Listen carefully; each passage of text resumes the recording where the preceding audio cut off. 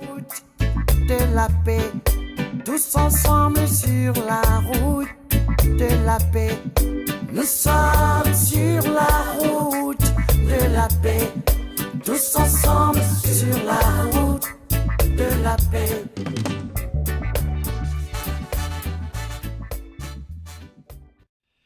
Je peux dire à 50% sur Abidjan. Abidjan est la vitrine de la Côte d'Ivoire, c'est le miroir du pays.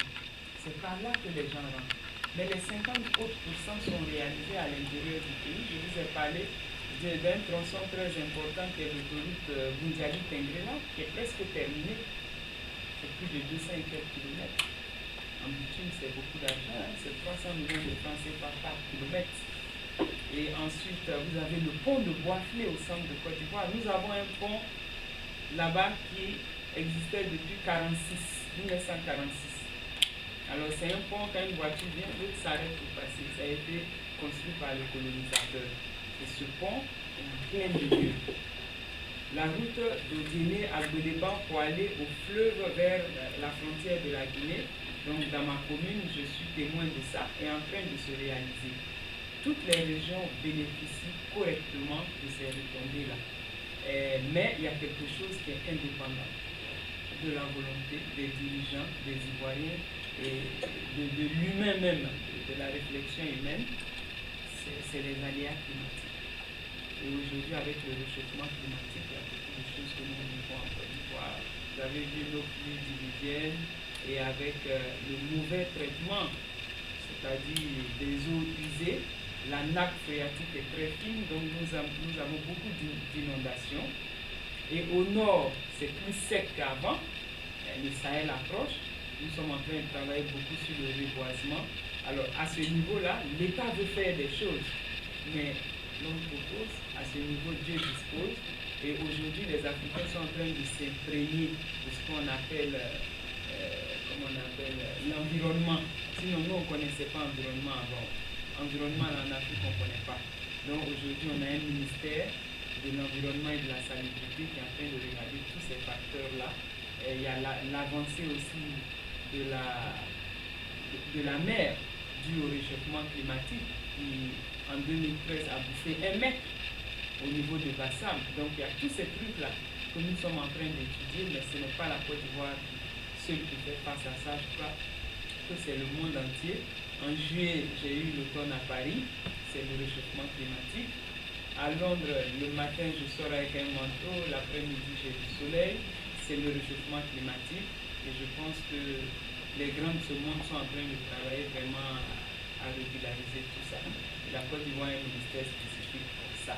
Sinon, hormis ça, tout ce qui est financier, économique, les retombées sont partagées correctement sur toutes les entités. Mais les régions dont le climat est plus propice en profitent plus. Donc nous au nord, on n'est pas trop fâchés, mais on ne peut pas se plaindre à quelqu'un, on regarde en haut et puis on dit à Dieu de nous aider. Si nous n'avons pas assez de pluie et s'il y a certains projets qui ne peuvent pas être faits, le reboisement donne ses résultats avec le temps. Si on a commencé, il y a une série de reboisements qui a eu lieu il y a 3 ans, en 2011, dès août 2011, des régions qui étaient devenues vraiment très très arides. Bon, à ce niveau-là, on essaie de voir qu'est-ce qui est mieux pour ces régions. Il y a la culture du coton, il y a la narcade, et l'État subventionne toutes ces cultures-là auprès de nos agriculteurs. Donc voilà. Donc, chers confrères et consoeurs, nous allons prendre maintenant juste 2 questions. Et après ça, le président, M. Savary, va présenter le sature de ce niveau et nous allons donner la parole à Mme Massimba Touré-Jani pour conclure. Donc, une question. Oui. Marie Adrien. On les noms ou les questions? Vous notez les questions ou les noms directement? D'accord. Désolée, je suis venue en retard parce que je pense qu'il y a quelque chose qui m'empêchait d'arriver ici, mais j'ai réussi à être là. Donc voilà. Ça va faire 3 heures. Donc, voilà. Et je ne sais pas si vous, vu ce qui s'est passé, je suis vraiment désolée, j'aurais pas fait ça, mais j'ai juste, comme on n'a pas de temps, je vais poser une question rapide. Je suis arrivée au moment où vous parliez argent, c'est bien. Vous parlez économie, infrastructure, c'est très bien, parce que l'Afrique en a besoin, réellement besoin. Si aujourd'hui on en a conscience, c'est une très bonne chose. Si nous avons des acteurs politiques qui prennent conscience qu'il faut désormais qu'ils le construisent là où vivent leurs concitoyens et qu'ils ne fassent plus la politique du ventre comme ils le font, c'est une très très bonne chose et nous félicitons pour ça. Par contre, je veux dire, ça c'est pour penser les plaies physiques des citoyens africains. Ça c'est pour penser les plaies physiques des citoyens africains. Ceux qui étaient pauvres vont pouvoir avoir de quoi vivre décemment, l'école, la santé, l'éducation, la vie sociale, le panier de la ménagère va être garni. Ça c'est très bien. Maintenant, on sait que dans la vie d'un être humain, il y a le visible et l'invisible, hein, il y a le physique et le psychique. Aujourd'hui, en Côte d'Ivoire, on sait ce qui s'est passé. On ne peut pas passer au-delà de ce qui s'est passé. On ne peut pas faire table rase. On va construire et tout le monde va être content. Et penser qu'en offrant à la Côte d'Ivoire toutes les richesses du monde, l'argent, comme vous dites, les millions, les infrastructures, l'émergence, l'argent circulé, je ne sais plus quoi d'autre, et penser que ça va régler le différend social qui règne, qui est en Côte d'Ivoire actuellement, qui donne l'impression que la Côte d'Ivoire est en train d'appliquer la politique des vainqueurs sur les vaincus, qui pourrait crucialement entamer tout ce que vous êtes en train de faire, parce qu'aujourd'hui on a deux détenus qui sont déportés de l'Afrique, qui sont à La Haye, qui sont les co-accusés d'un crime où il n'y a pas d'autres causes accusées. Est-ce que vous pensez que ça réglera le problème de la Côte d'Ivoire en donnant de l'argent aux Ivoiriens? Vous n'allez pas devenir des dictateurs après pour les maintenir, pour les faire taire, ces gens-là qui seront frustrés? Merci.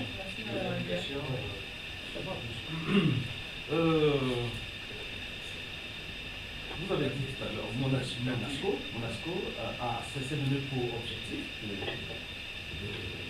faire en sorte qu'il y ait un candidat unique pour les prochaines échéances électorales. Alors, donc, c'est un but ponctuel. Alors, on aura notre candidat unique à ces élections. Et qu'est-ce qui va se passer après? Ce sera la dissolution de Monasco. Deuxième interrogation, vous avez du pain sur la planche, puisque au niveau du RHDP, il y a des voix comme celle de KKB qui crie sur tous les toits. Le PDC va avoir ses candidats au niveau des prochaines présidentielles. Quelle est votre stratégie donc, pour contrer cet autre courant qui est en train de Korogo, c'est encore mieux. Ça varie. Alors, dynamique jeune maire de Korogo. Non, ça fait rien, c'est comme ça. Korogo, c'est mieux que Korogo Dîner. Non, en fait, mettez l'accent sur le dynamisme. Laissez la vie. Maire de Korogo, tout fraîchement débarqué de la diaspora. C'est quoi votre secret? Et qui plus est, vous appartenez à cette ville qui abrite une certaine Simone Papo. Comment est-ce que vous gérez le quotidien? Comment est-ce que ça se passe vous, le maire de Korogo, jeune maire de Korogo? C'est une question de dîner, jeune maire de Korogo. Comment est-ce que vous gérez ce quotidien là-dessus? Merci. Juste ajouter. Écoutez, C'est juste par rapport à sa question. Le temps qui compte pour nous. Sauriez-vous être ce flambeau-là qui ne s'éteindra pas un jour, qui ne s'éteindrait pas un jour?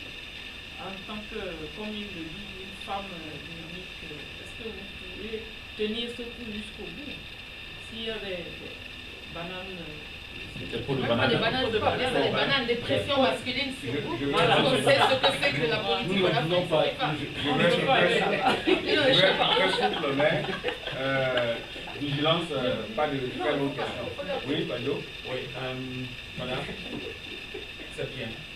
Je voudrais maintenant savoir, puisque vous êtes membre du Parlement, vous êtes maire, est-ce que cette idée très loi, et je pense qu'il y a certains pays qui l'avaient appliquée et qui continuent à appliquer, la petite donc Israël a appliqué cette idée. Ça, c'est une très bonne idée, mais comment allez développer ça sur le plan national? C'est-à-dire comment vous allez faire en sorte qu'au Parlement, il y ait une loi? Parce que moi, j'ai toujours réfléchi comme ça depuis les choses. Je me suis dit que les histoires d'élection, ça c'est pour les Européens qui ont dépassé un certain stade. Nous, on a encore en parle. Comment vous allez faire développer cette idée-là au niveau du Parlement pour qu'il y ait une loi pour éviter que chaque 5 ans, il y ait des tirs les uns contre les autres, ce côté. Merci, cher frère. Ouais, pour être court, je vais être très précis, très bref. Très bref, oui. Madame, dans son intervention préliminaire, nous a présenté le président choisi ou nommé ici. Alors, je voulais savoir, madame, quels ont été, qu'est-ce qui a conditionné, je veux dire, le choix de M. Savané pour conduire la destinée de cette structure au niveau de Londres? Connaissiez-vous personnellement M. Savané avant de venir ici, ou bien vous avez eu connaissance de son curriculum vitae? Si oui, alors expliquez-nous un peu. Merci, chers consoeurs et chers confrères. Madame. Madame Adia, merci pour votre question. La politique des vainqueurs sur les vaincus. Alors, je pense que la perception peut-être dans la diaspora n'est pas la réalité reflétée sur le terrain. J'ai le devoir de le dire parce que je vis dans l'arène politique au quotidien en Côte d'Ivoire. Alors, c'est pour ça qu'il faut aller à la source. Aux sources, il faut aller aux sources. Et puis, la politique du ventre, la politique de l'adulation. Aujourd'hui, en Afrique, nous avons atteint un seuil de pauvreté qui ne nous permet plus de demeurer dans ce. Il n'y a pas eu de politique de vainqueur. Il n'y a aucune politique du vainqueur sur le vainqueur. Oui, mais le devoir que vous nous montrez au niveau international est que nous avons 2 coupables qui sont quelque part. Non. Et il n'y a pas d'autres coupables, Non. alors qu'eux, ils sont co-coupables. Madame Adia. Internationalement, ils sont connus comme co-coupables. Madame Adia, la justice va faire son travail. Je ne pense pas qu'on devrait mettre la charrue avant les bœufs. Ayons foi à cette justice, qui est la justice internationale. Et moi, je pense qu'il ne faut pas qu'on aille trop vite en besogne. Il ne faut pas, quand on regarde aujourd'hui, le dernier recensement est fini. Le dernier recensement en 98 disait qu'il y avait 26 millions d'habitants. Ma foi, je pense qu'on doit avoir au-delà de 30 millions d'habitants aujourd'hui. Regardons ces 30 millions d'habitants. Moi, ma lecture, ma vision va au-delà des individus. Et moi, j'ai foi en la justice. Pourquoi la justice internationale? Justement pour ne pas qu'on tire cette conclusion de la politique du vainqueur sur le vaincu. C'est pour ça que la justice internationale, qui n'est pas, la Côte d'Ivoire n'est pas le premier cas africain réglé par la justice internationale, et je pense qu'elle va toujours au bout. C'est une justice équitable par rapport aux institutions judiciaires de nos pays africains. Alors, je pense que vraiment à ce niveau-là, il faudra laisser la justice faire son travail. La Côte d'Ivoire aujourd'hui n'a pas le pouvoir d'empêcher la justice internationale de dire la vérité. Non, le problème est que la réconciliation nationale. Non, maintenant, je veux répondre à votre question par étapes. En ce qui concerne les 2 détenus. Alors, aujourd'hui, la Côte d'Ivoire n'a même pas de décision dans la décision de la Cour pénale internationale. La Cour pénale internationale pourra venir prendre, après la fin de leurs différentes enquêtes, ceux qu'ils trouvent coupables. Même le président. C'est la justice internationale à laquelle je pense que nous faisons confiance, vous avez confiance à la haie. Moi aussi, j'ai entièrement confiance à la haie. Et aujourd'hui, je peux vous dire, si c'était la justice du vaincu sur le vainqueur, il n'y aurait pas eu que 2 personnes à la haie. Il y aurait eu plus. Je dirais même du même bord. Mais on n'a pas envie de s'illustrer en tant que républicain, en tant que grand pays, en tant que plateforme de l'Afrique subsaharienne, à être les premiers à envoyer une femme à la Cour pénale internationale. Aujourd'hui, nous avons des difficultés. L'État de Côte d'Ivoire a des difficultés. Le RDR a des difficultés. Le FPI a des difficultés. Les chrétiens ont des difficultés. Les musulmans ont des difficultés. Le nordiste et le sudiste. Nous convenons que nous ne voulons pas être le premier pays à amener une femme à la Cour pénale internationale, vu nos valeurs africaines. Même si la Cour pénale internationale a les preuves, trouve que cette femme-là est coupable. Mais aujourd'hui, nous avons une lutte acharnée avec la Cour pénale internationale pour garder cette femme. Alors, je voudrais que vous vraiment ne voyez pas ça de cet angle-là. Il n'y aura aucune justice du vainqueur sur le vainqueur. En ce qui concerne la réconciliation, effectivement, cette crise-là est tellement profonde et il faut vivre dedans. Souvent, nous-mêmes, nous sommes impatients, mais nous venons à la réalité. Comme vous avez dit, vous êtes venus en retard. Une crise qui s'est créée en 25 ans, 15 ans de crise financière, 10 ans de crise armée, mais ne peut pas s'éradiquer subitement en 36 mois. Nous travaillons là-dessus, une structure sur place qui est le CDVR qui travaille, il y a d'autres structures sociales, il y a des groupements de société civile, et pourquoi pas, voici le Monasco qui est un mouvement qui peut être une plateforme qui peut servir à ça. Mais quand on dit la crise, elle est profonde là. Moi, je ne sais pas qu'est-ce que les gens vous disent ici. Chez nous, là, les gens du nord et du sud se marient encore. C'est normal. Ils sont toujours mariés depuis le début. Voilà. Et les chrétiens et les musulmans, aujourd'hui, sont arrivés à se parler. Mais ce qui n'empêche pas... Non. Et leurs bourreaux, aujourd'hui, sur la plateforme même du CDVR, arrivent à s'asseoir et puis parler. Peut-être que ce n'est pas au rythme auquel nos compatriotes de la diaspora l'auraient souhaité, mais on ne peut pas aller à un rythme trop rapide parce que la crise a été profonde. Je pense que si on veut bien faire ce travail, il faut qu'on prenne le temps pour le faire. C'est pour ça que nous voulons le consensus, parce que c'est un développement rapide, une paix qui est là, mais pour ceux qui ont vécu la crise savent que ça peut être précaire. Si nous ne nous asseyons pas pour parler, si nous n'allons pas au consensus dans certaines choses. Mais je peux vous dire que, M.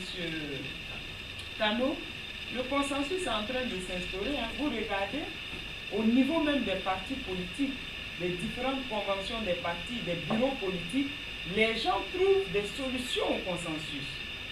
En tant que vice-présidente de l'Union des villes et communes de Côte d'Ivoire, mais c'est avec un consensus, il y a eu des indépendants entre guillemets, c'est-à-dire militants du Front populaire ivoirien qui ont été élus maires dans certaines communes de Côte d'Ivoire, mais puisque le Front populaire ivoirien a donné un mot d'ordre de boycott à toutes les élections locales de Côte d'Ivoire, sous la seule condition qu'il faut la libération de l'ex-président de Côte d'Ivoire, Laurent Gbagbo, qui ne dépend pas de la Côte d'Ivoire, je viens de vous dire. Faisons confiance à la Cour pénale internationale. Il y a eu un consensus pour le choix du président de cette fêtière, en la personne de Gilbert Kapana Koné. Mais ce consensus-là s'est fait avec les maires élus démocratiquement du PDCI, du RDR, de l'UDPCI, du MFA et des indépendants FPI qui ont dit, maintenant là, nos communes où on est là, vraiment c'est tellement gâté. Les gens ont tellement de problèmes, on ne va pas faire par là de l'élection ici. Nous tous, on va prendre Kapana, on est d'accord. Donc voilà un exemple. au niveau des fêtières des régions qui sont nouvelles en Côte d'Ivoire, sur 31 régions, je peux vous dire que c'est le Rassemblement des Républicains, le RDR, qui a plus de présidents de région, avec quelques 1 ou 2 de l'UDPCI et quelques 5 ou 8 du PDCI. Mais il y a un consensus qui s'est formé autour du Premier ministre, Aoussou Jano, qui est le président de ces fêtières-là aujourd'hui. C'est une démocratie, hein, le consensus. C'est-à-dire qu'il y a des priorités. On a vu maintenant des priorités. C'est le minimum, le b.a.-ba dans le quotidien. Donc, au niveau-là, pour répondre à votre question rapidement, il y a ça, mais effectivement, je ne sais pas si on peut le mettre en loi, mais je pense qu'on peut, on peut avoir le consensus sous la forme africaine de l'arbre à palabre. Parce que même l'Assemblée et puis les lois là, c'est européanisé. Alors donc, peut-être pour arriver à une loi, de mon point de vue, je trouve que ça va être un peu compliqué. Mais au niveau de l'arbre à palabre, sans loi, les présidents de région se sont assis. Vraiment, on va donner ça au Sous-Jano. Ils l'ont donné. Et les fêtiers avancent très bien. Elles ont signé des grandes conventions avec la France. Et elles étaient en formation dans une ville, là, je ne sais pas, à Dijon. Et là, ils s'apprêtent à faire beaucoup pour nos régions. Nous, c'est ce qui est important pour nous en Côte d'Ivoire aujourd'hui. C'est ça. C'est-à-dire l'Ivoirien simple. Est-ce qu'il va à l'école jusqu'en 3e? Est-ce qu'à 5 km de son lieu d'habitation, il peut se soigner? C'est ça le problème. C'est pas s'il s'appelle Dibé ou bien il s'appelle Ouattara. C'est pas ça qui nous intéresse aujourd'hui. Et je pense après cette crise-là, les Ivoiriens ont compris cela. Donc je crois que je réponds à votre question et je réponds aussi à la question de Mme Adia. Mme Adia, je vous en prie. Monsieur Aïstipoul, oui, effectivement, après les élections de 2015, c'est la dissolution du mouvement, du Monasco. Je vous confirme, on m'a posé la question. Le mouvement est dissolu. Je pense que le président va essayer d'envoyer aux organes de presse des statuts, de règlement. Et Kakabe, bon, Kakabe c'est Kakabe. C'est le député de Port-Boué. Qui, je ne pense pas que la façon dont il est en train de faire la politique, qui est un ami à moi, qui est quelqu'un que j'aime beaucoup, un frère avec qui je partage beaucoup, mais mon point de vue personnel, je pense que cette manière agressive, l'infini, la fait si c'est terminé, la page est tournée, la Côte d'Ivoire va vers l'émergence, nous devons converger tous vers la même direction. Alors, Kakabe, bon, si Kakabe veut être candidat, mais il est ivoirien, il est libre de être candidat. Mais je pense qu'aujourd'hui, sur l'échiquier national, nous savons vraiment, au sein du PDCI, vraiment qui est qui. Je pense qu'ils ont eu des élections dernièrement, on a vu. Donc vraiment, c'était ouvert, hein. C'était pas dans une salle fermée, c'était clair. Ils ont mis dans le papier, après on dit non, les gens ont levé les... Lui-même était dans la salle. Bon. Moi, c'est mon frère, mais je pense qu'il faut accepter de... La discipline. Non, c'est pas la discipline. Quand il y a une nouvelle ère, quand il y a un nouveau soleil qui s'élève, il y a un nouveau train qui vient, il faut le prendre. Il faut prendre le train. Si beaucoup de gens courent pour monter dans le train, il faut monter. La majorité n'a pas toujours. Oui, mais la majorité ne peut pas être bête aussi, tout le monde va sauter du train comme ça. Il y a un problème, les gens ils voient quelque chose, ils sentent quelque chose. Voilà, on sent. Abidjan là, quand tu fais les trucs, on va sentir. Donc, voilà le problème. Donc, bon, sinon vraiment, le président du PDCI, bon, le ministre d'État Aoussou Jano, un membre du Monasco, moi-même, porte-parole du RHDP, le président du RHDP est là. Pendant les élections, le président Mabiko Abdallah, on a vu le Grand Ouest, on pèse, c'est là, ça se sent. Donc vraiment, c'est Kakabe, bon, moi je trouve que ce qui se passe dans nos organes de presse ces derniers temps, moi en tout cas, je ne me reconnais pas dans ce genre de politique, de déclaration. C'est un honorable député quand même. Bon, un parti politique qui est dans le rassemblement des effectifs dont tu fais partie jusqu'à la preuve du contraire qui a été décidé. colle pas la paix comme ça c'est des trucs de vie, on ne parle pas comme ça entre frères, entre amis, après la crise qu'on a connue. Vraiment, je pense qu'on se calme, on va à la table des discussions, on trouve un consensus. Et ce que le FPI même est en train de faire. Et vous voyez la crise qui se vit au sein du Front populaire ivoirien aujourd'hui, c'est-à-dire les affaires de Dieu, là, être un Dieu, là, ça a tué nos parents. On a dormi dans le caniveau. Donc nous aujourd'hui, là, en Côte d'Ivoire, quand vous êtes Dieu, les gens ils n'aiment pas ton affaire. On dit vraiment, on veut quelqu'un qui vient concret, pas bavardage, action, et puis nous on voit nos Dieu. Voilà, donc c'est dans ça on est aujourd'hui. Donc je pense que KKB, bon, il va passer à la table de discussion avec ses amis. Et puis bon, on s'entendra, on va s'entendre. Oui, c'est notre frère, on va s'entendre, on ira vers lui, on va lui parler. Bon, il y a des choses qui se règlent. Hein. Vaut mieux régler ça, comme j'ai dit. Hein, au Rwanda, aujourd'hui, c'est un petit pays apprécié du monde entier, où la Grande Amérique se bat même pour rentrer aujourd'hui, qui est une ancienne colonie française. C'est la première dans l'histoire. Une colonie française qui devient anglophone dans les années 2000. Là. Il y a un intérêt. Mais ça, c'est le charisme du leader qui montre ça. C'est ses façons de faire, c'est la discipline des uns et des autres. D'abord, arriver à ce niveau-là. Et puis maintenant, on peut faire démocratie comme en France, comme en Angleterre. Au moins, il y a le social. Abidjan n'a pas social. Tu as 3 enfants, tu t'assois au Carrefour. On donne l'argent. Alors qu'ici, là, même si tu es jeune, tu ne travailles pas, on te donne quelque chose. Mais nous, on n'a même pas ça. Centre de santé, il n'y a pas. École, il n'y a pas. Université, il n'y a pas. Bon, c'est ça en règle, bon, donc c'est pas bon qu'on se parle comme ça, mais je pense que le PDCI, je peux vous rassurer que le RHDP est un et indivisible. Et dans les 13 mois qui suivront, à l'approche des élections, vous allez pouvoir constater cela.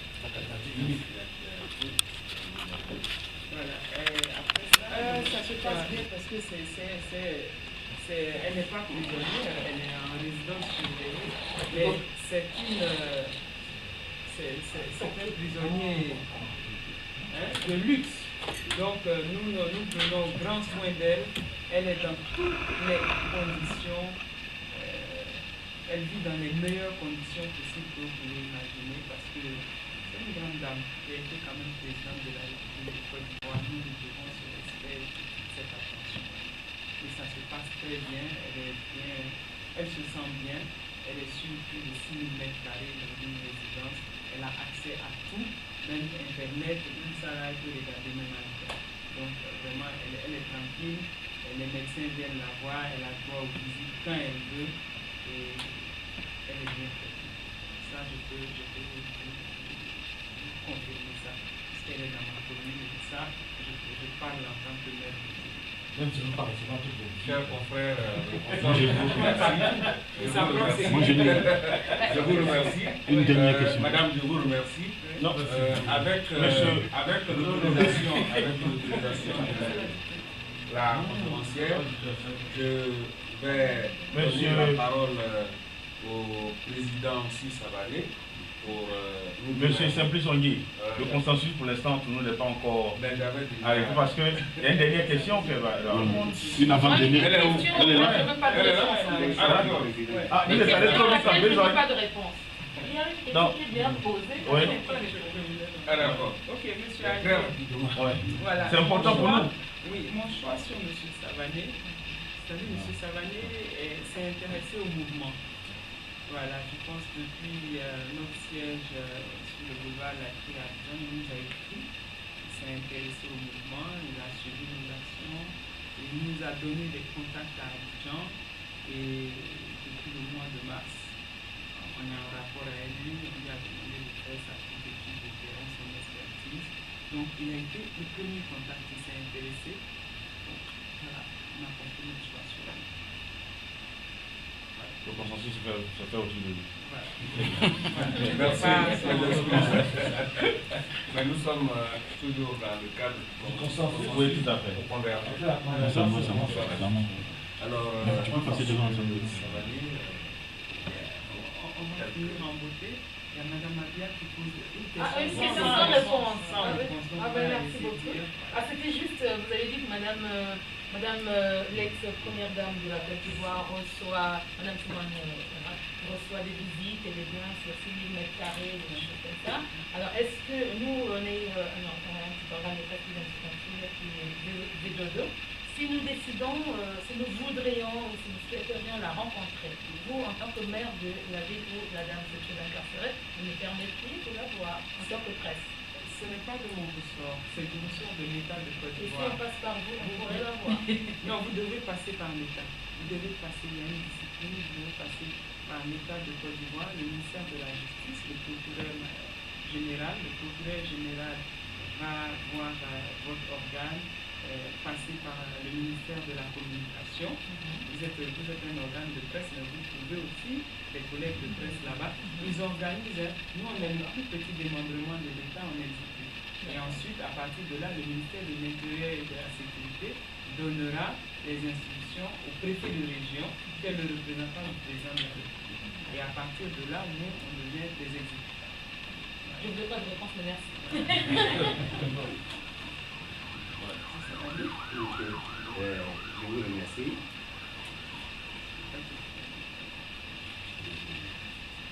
Merci Madame le maire. Merci chers initiatives, chers amis de la presse, et je m'associe à vous pour dire merci au MONUSCO d'avoir porté son choix sur ma modeste personne. Comme on le dit, c'est dans l'intérêt supérieur de la Côte d'Ivoire. Après toute cette crise que nous avons connue, nous avons besoin de nous retrouver dans un même pot afin d'étendre vers cette émergence. Donc, tout ce qui peut nous amener à nous mettre ensemble, à nous donner la main, je pense que c'est le bienvenu. Et en ce qui concerne donc le bureau, il n'y a pas de bureau, nous avons la structure. Et le frère de l'UDPCI, Honoré qui est ici présent, est choisi comme le vice-président, tout simplement par rapport au fait que l'UDPCI, son parti, a été le premier sur le plan national, a dit qu'ils choisissaient le président Ouattara comme leur candidat aux élections de 2015. Donc, bien que pour ça, l'habité Honoré est prêt à faire ce combat au nom de son parti et au nom de la Côte d'Ivoire. C'est pour ça que je le choisis moi-même, déjà comme le vice-président. Et ensemble, nous allons trouver les voies et moyens à Londres pour trouver les autres membres, comme Madame le maire l'a dit. C'est une question d'adhésion. Ceux qui sont intéressés vont venir vers nous. Nous allons essayer avec l'aide de la presse à faire passer l'information pour dire que désormais nous existons à Londres. Donc ceux qui vont montrer des intérêts envers la structure vont nous contacter. Nous allons contacter les autres. Et nous avons un délai très bref, Madame parle de 15 jours pour mettre notre bureau en place. Donc nous parlons que Honoré et moi, nous allons nous voir très bientôt et de façon serrée à trouver les ressources humaines dans ce sens-là. Donc je vous remercie.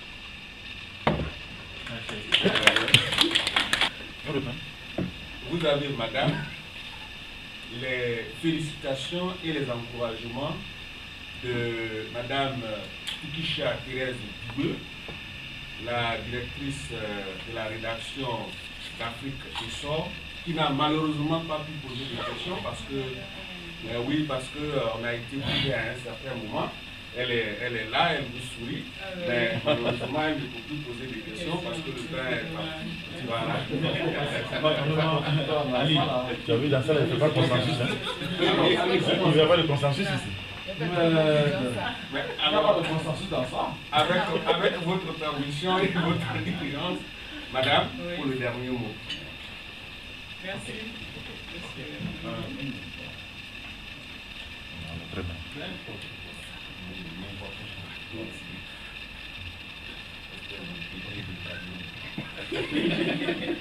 Merci, M. Andy. Ça va, je peux aller? Merci, chers sœurs et chers frères de la presse. Et, donc, voilà le Monasco qui est né ici en Angleterre, plateforme de la diaspora africaine en Europe. Nous savons compter sur vous pour nous aider, pour aider la Côte d'Ivoire, nous accompagner dans cette mission-là, qui est le cœur de la Côte d'Ivoire, qui est l'argent à l'horizon 2020, avec le président Alassane Ouattara et les Ivoiriens réconciliés entre eux-mêmes. Je ne pourrais terminer cette conférence sans dire merci à nos sœurs et frères de la presse, mais aussi dire merci à M. Savani qui a accepté la présidence de ce mouvement, qui a la même vision que nous dans le Monasco, qui est aujourd'hui Monasco, mais surtout, sans dire merci à M. Toréani, le porte-parole de la Convergence, qui a la Convergence qui a son propre mouvement, mais qui comprend que le Monasco veut le consensus pour converger. Donc, il forcément se retrouve dans la convergence, pour converger dans la même direction, de remercier pour son soutien. Et bon, ça, je crois que c'est un peu, vous allez mettre ça un peu off antenne après. Le remercier aussi parce que c'est mon tuteur à 19 ans quand j'ai quitté la Côte d'Ivoire pour aller continuer. Suivons l'étoile de la réconciliation. Suivons l'étoile. Nous sommes sur la route de la paix. Tous ensemble sur la route de la paix. Nous sommes sur la route de la paix. Tous ensemble sur la route de la paix.